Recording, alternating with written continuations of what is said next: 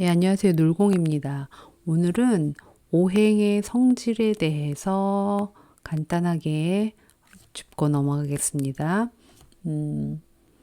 오행은 목, 화, 토, 금, 수라는 한자로 이렇게 나타내는데요. 그거는 꼭 나무, 불, 흙, 금, 물 그런 이름보다는요.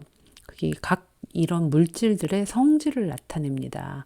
그래서 이 각각의 오행의 성질을 좀 풀이를 살펴보려고 합니다. 그래서 여기 보시면 제가 오행 해놓고 에너지, 기운 이렇게 얘기했잖아요. 그러니까 나무만을 얘기하는 게 아니고 나무 같은 특성을 가지고 있다 이렇게 생각하시면 돼요. 나무의 에너지, 나무의 기운. 그 다음에 화는 불의 기운, 불을 생각했을 때 떠오르는 그 특징을 생각하시면 되고요. 토, 금, 수도 마찬가지입니다. 여기 처음에 보면 물상 사물의 모습 이렇게 해놨잖아요. 물상 말 그대로 어떤 사물이 어떤 모습을 하고 있는지. 근데 요게 목은 대표적으로 큰 나무를 나타내기도 하고요. 초목을 나타내기도 합니다.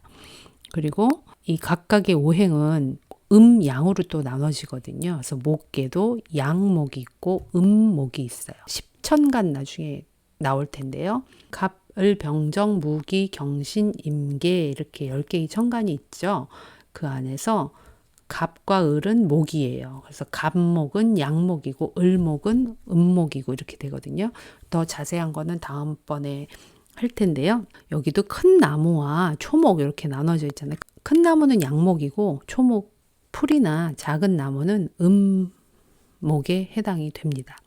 그리고 화는 태양, 빛, 달, 촛불 이런 것들이 다 상상이 되시죠? 화, 불 이렇게 생각하면 떠오르는 것들을 생각하시면 돼요. 그것들이 다 불에 해당하는 사물. 그리고 토는 그냥 우리가 얘기하는 흙도 해당이 되지만 큰 산이나 대륙도 토가 되죠. 그리고 논밭도 됩니다. 그러니까 여기서도 보시면은 큰 산이나 대륙은 양토가 되고요. 논밭은 음토가 됩니다.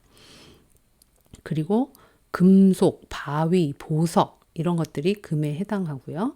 그 다음에 수는 강물, 저수지, 빗물 있습니다. 음양으로 나누는 건 다음번에 자세히 하기로 하겠습니다. 그 다음에 각각의 이 에너지의 성질을 보면요. 목은 이렇게 막 시작해서 이렇게 풀이 나오기 시작해서 자라나잖아요. 그래서 생명, 시작, 태동, 진취, 의욕 이런 성질을 갖고 있고요. 그 다음에 화는 성장하고 이렇게 막 불타오르는 모습을 생각하시면 되죠. 표현하고 확산되고 드러나고 화는 또 전성기를 나타내기도 한답니다. 토는 성숙, 완숙, 화합, 조절. 금은 수렴, 결실, 수확, 결과, 단호하다. 금은 그렇게 되고요. 곡식 이런 것도 금으로 봅니다. 여기다 안 적었는데. 그 다음에 수는 응축하고 압축하고 저장하고 충전하고 휴식하는 성질을 가지고 있대요. 딱 들어오지는 않지만 여기 제가 인생 시기와 계절 때 이렇게 나눠 놓은 부분이 있는데요. 이 부분을 생각해 보시면 요것과 거의 일치가 됩니다. 성질과. 그래서 목은 유년기, 화는 청년기, 토는 장년기, 금은 중년기, 수는 말년기 이렇게 보시고요. 그다음에 계절은 목은 봄, 그다음에 화는 여름, 토는 환절기, 간절기. 어떤 계절이 딱 있는 게 아니고 환절기를 얘기해요. 각각 계절의 끝에 붙어서. 그리고 그다음에 금은 가을, 수는 겨울을 나타내요. 그리고 감정 숫자 이 정도는 나중에 이런 걸 또 이렇게 나눠진다는 걸 알려드리려고 한 거고요. 그다음에 색깔은 여기 나타낸 것처럼 목은 청색, 녹색이지만 청색으로 돼 있고요. 화는 적색, 토는 황색, 금은 백색, 수는 흑색, 검정색 이렇게 됩니다. 그리고 국가, 지역 이런 것도 나눌 수 있어요. 근데 지금 이게 중요한 건 아니니까. 근데 이런 것도 나중에 좀 알아두시면 좋고요.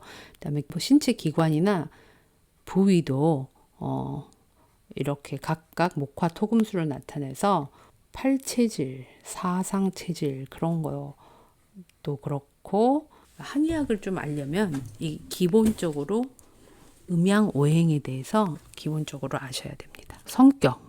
성격은 중요하죠. 성격하고 진로가 우리가 명리학 배울 때 가장 궁금한 거잖아요. 내가 뭐를 해서 먹고 살면 될지 막 이런 거. 근데 그게 꼭 딱 들어맞는 거는 아니지만 맞는 일인지 아닌지 내 진로를 좀 결정하기에 조금은 더 수월해질 수가 있죠.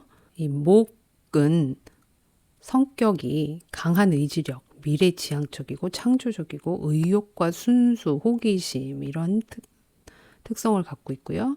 그 다음에 화는 활동적이고 분주하고 인기 있고 밝게 드러난다.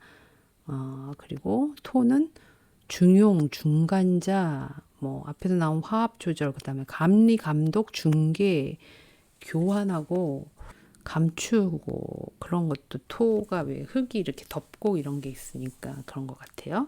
그 다음에 금은 분별, 심판, 확정, 구분 이렇게 딱 금 하면 뭐 칼, 가위 이런 거 생각나니까 그런 특성을 갖고 있는 것 같습니다.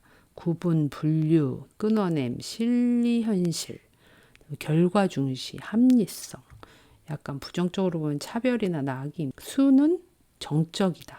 인내심이 있다. 비밀, 야망, 야심도 여기에 해당하네요. 신중, 엉큼, 소유. 그래서 진로는 목의 경우는 창조적이고 그러니까 이런 창의력 있고 교육, 제조, 건설, 출판 이쪽에 맞는다고 하고요. 그 다음에 화는 언론, 연예, 방송, 홍보. 그 다음에 토는 건축이나 부동산 이런 거 맞고요. 금은 금융, 운동선수, 경찰, 검찰 이런 것과 맞는다고 합니다. 그리고 수는 종교, 수행. 이렇게 오행의 성질을 간단히 살펴보았는데요. 제가 이거는 제가 혼자 한 게 아니고 제가 지금 유튜브에서 호신쌤이라는 분의 강의를 듣고 그분이 저랑 좀 잘 맞아서 그분 강의 교재를 샀거든요. 그래서 거기에 나온 내용과 그다음에 강원 선생의 명리라는 책에 나온 내용, 그다음에 한의사 오철 선생이 동의보감으로 말하다라는 책도 조금 참고를 하고요. 이성환, 김기현 공저의 주역의 과학가도라는 책을 옛날에 읽었던 건데 거기에 나온 것들을 이렇게 다 추려가지고 제가 나름 표를 만들어 봤습니다. 이게 처음에 배우시는 분들한테는 좀 도움이 될 것 같아서요. 요거 빼먹은 거 있네요. 방향과 오상.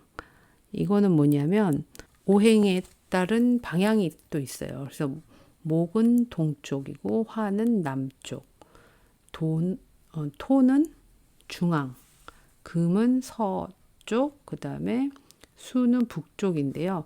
이게 오상이 뭐냐 하면 인의 예지 신을 말하는 건데 이것까지도 해당이 돼요. 그래서 이 방향과 이 오상이 연결이 되거든요. 보시면 동대문은 흥인지문이잖아요. 그래서 인자가 들어간 흥인지문, 동 이렇게 해서 인을 나타낸다는 거. 그 다음에 남쪽은 숭례문, 예를 숭상한다 해가지고 남대문이 숭례문이잖아요. 그래서 그리고 남쪽은 가장 따뜻하니까 화와 관련이 있겠죠. 그리고 중앙을 뜻하는 토는 중앙에 이렇게 사대문 말고 가운데에 보신각이라는 게 종각이 있잖아요. 거기에 신자를 넣었고요. 그 다음에 서쪽에는 서대문은 돈의 문이라고 써 있어요. 그래서 의를 나타내고요. 서쪽은 그 다음에 북쪽은 지혜를 나타내는 홍지문, 북대문은 홍지문이라고 합니다. 그래서 요게 이렇게 딱 알아두시면 사대문의 각각 이름에 따라서 그 인의 예지신 그것도 잘 알 수가 있습니다. 요거는 이제 상식으로 알아두면 좋을 것 같고요. 이렇게 오늘은 각각의 오행의 성질을 알아봤고요. 이 청간 12지지 나중에 나올 텐데 거기에서 목화토금수 또 자세히 나오니까요. 그때 반복해서 또 공부를 해보겠습니다.